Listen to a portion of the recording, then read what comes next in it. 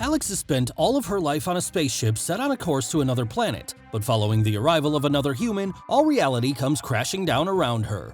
Welcome to Movie Recall. In today's video, we'll be going through the 2017 sci-fi romance film Orbiter 9. It's time to recall, let's get started, turn on subtitles, and spoilers ahead. The film opens in what looks like an empty spaceship. Suddenly, a door opens and a woman walks in. The woman is then shown working out. In a later scene, she is shown sitting on a chair as the computer warns that the oxygen levels are now 1%. Later, the computer tells her that a spaceship is going to come in 17 hours and that she will be able to breathe better soon and that she is about to meet the first human. The computer tells her not to be angry, but she just replies by saying, "I know." Helena is then shown watching a recording of her parents who tell her that they are going to commit suicide in order for her to live due to an oxygen shortage. Her mother tells her that she wishes she could have kissed or hugged her one more time, and they then tell her to hang on until an engineer arrives. During this time, Rebecca, the orbiter's computer, looked after her. Helena then tries to go to sleep and is woken by the computer system, which tells her to conduct a medical test to see her fitness. It also tells her that some of her injuries are still repairing, so she should take it easy for the next few days. Helena then goes back to watch more videos of her parents. Later, she is shown working out again. Shortly after the workout, warnings start blaring in the ship as the computer tells her that coupling has been initiated, and suddenly everything goes back to normal as the computer tells her that the maneuver was successful. The spaceship that Helena was told about earlier has finally arrived and has docked with hers. She goes to the airlock, and in steps a man in a spacesuit. He tells her that he is an engineer who is there to fix the ship and find the issue as to why the oxygen levels suddenly declined. Helena introduces herself and Alex starts fixing the ship. During repairs, Helena tells him more about herself and offers him help. He has also brought a small robot with him to make the process go along faster. As Alex works, Helena goes to what looks like a nursery and starts to pick some vegetables. When Alex is done with the repairs, Helena offers him to come have dinner with her, and Alex agrees. During dinner, Helena then tells him about why her parents died, and Alex tells her that she is lucky. Helena also asks him if he was ever interested in seeing Celeste, but he just replies that he did not have the same strength as the colonists. The next day, Helena wakes to the sound of the computer telling her that the oxygen reserves have been deactivated as it seems the repairs were successful. Helena rushes to the control room and sees Alex working. She tells him that she is breathing better, and he tells her that things will be even better by tomorrow. Helena once again goes to work out, and after that, goes to see him in his sleeping quarters, only to find the small robot there. She tells it that she could never understand what it says. Meanwhile, Alex continues to work on the ship and later goes to tell Helena that he won't be able to have dinner today as he is tired. He tells her goodnight and goes to his room to sleep. Helena undergoes more medical tests as the computer tells her that everything seems to be well. She then goes to Alex's quarters and sees that he is fast asleep. She gets on top of him and stares at him as he asks her what she's doing. She tells him that she's never kissed anyone and that she's going to spend the next 20 years on that ship, so she wants him to make love to her, claiming that it may be her only chance in life. Alex agrees and the two kiss, which turns into sex. Later, as Helena lies next to him, Alex gets up and takes all his things, makes some final repairs, and then takes an elevator back to his spacecraft. As he's about to leave, Helena wakes up and asks him why he is leaving without saying goodnight. He says that he didn't want to wake her and that he is sorry for what happened last night. As the door of the elevator closes, Helena says that she isn't sorry. Helena looks through the computer and sees him wearing his helmet. As he leaves the ship, he emerges into a corridor full of pipes and lights. As he goes out, he emerges on Earth in a guarded facility in the middle of a wooded area. Alex continues to walk through the woods until he comes to a Jeep. He puts all his equipment in the truck and then gets in to drive. He drives to the main building and reports to Hugo, the head of one of 4 secret international sites secretly experimenting on humans in the hopes of one day launching a mission to Celeste, a habitable planet orbiting Alpha Centauri. The Earth's oceans have been poisoned, and the planet is no longer suitable to host future generations. Catherine, the global program director, is Hugo's boss. Hugo tells him that within 20 to 30 years they might be able to launch the first ships. Hugo also remarks that Alex should have been more excited, but he doesn't seem to be. Alex then tells him that he's concerned about the people being experimented on, but Hugo cuts him off and tells him that he should not be concerned about the 10 people, rather he should focus on the 8 billion humans. He also tells him that he should go home and rest, and hopefully after completing his next assignment, he will be able to look at things differently. Alex returns home and makes himself a meal, and then silently sits on a chair. The next morning, he wakes up and goes back to work. There, his coworker tells him that he should come and hang out with them as they miss him. The man also tells him that the medical reports for Alex came back and that he is fine, and he also invites him to come over for dinner. Alex says that he can't come tonight and that he will turn on the TV. He returns home, and as he eats, he hears a news report on the TV talking about a catastrophe that happened on a ship that Alex worked on. It seems that this was the reason for Alex being so despondent.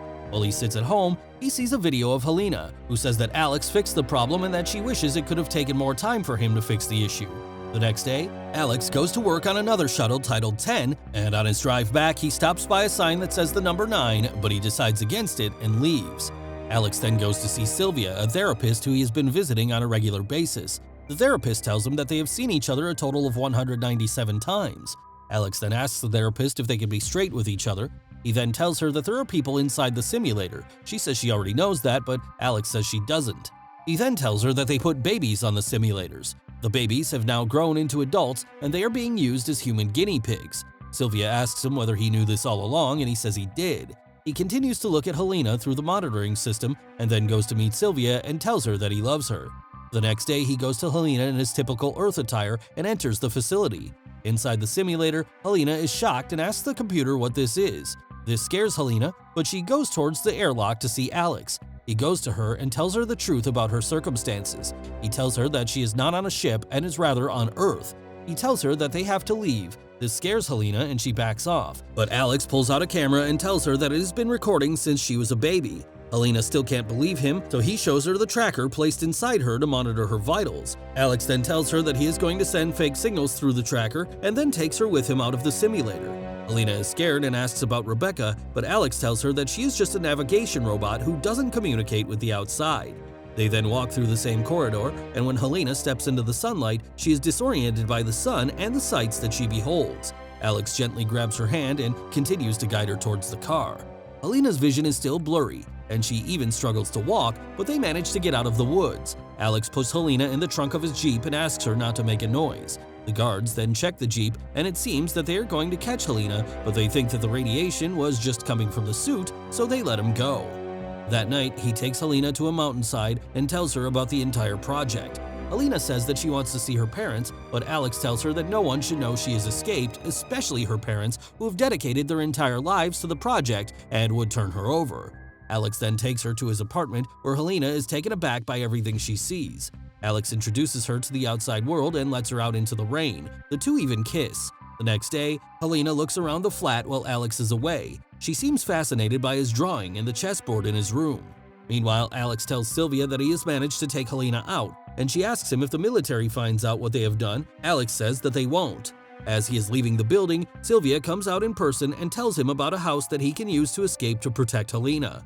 Later, Alex asks Helena if she wants to go somewhere. She asks him to take him to his favorite place, and he takes him to his lab and then takes her to see the aquarium as she wants to watch the ocean.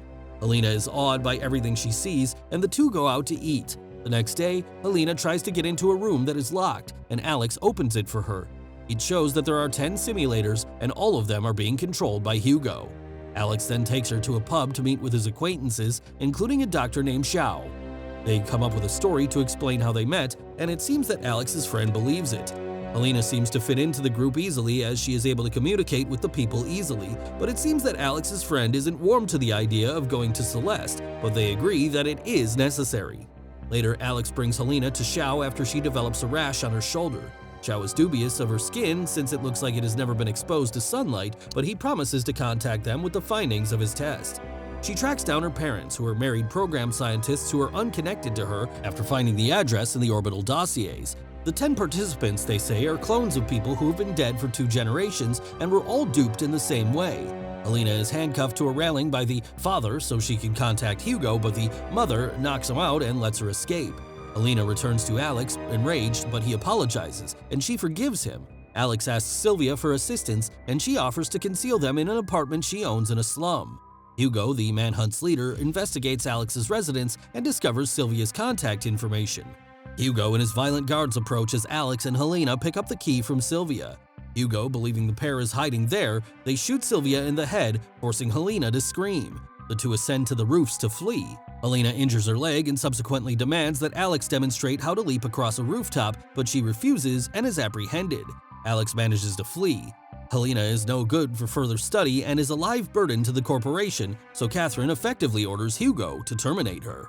Alex receives a call from Xiao, who gives him an update on Helena's health. In an attempt to contact Hugo, Alex runs to the control center and is shot and detained. Hugo learns from Alex that Helena is 6 weeks pregnant, which he learns through Xiao. Hugo and Catherine believe that seeing an actual birth and subsequent formation of a family group within Orbiter 9 will provide vital insights into the project. If Helena and Alex are to return to Orbiter 9, she has one condition: that Hugo must allow their kid to leave Earth when the project is launched. Years later, a young lady emerges from Orbiter 9 in the forest, where she is met by a contented but elderly Hugo. As the first spacecraft depart for Celeste, she raises her eyes to the sky. As she grins, an unidentified stranger walks out from behind her. Thanks for watching. Please like, subscribe, and click the bell icon to get new movie recaps.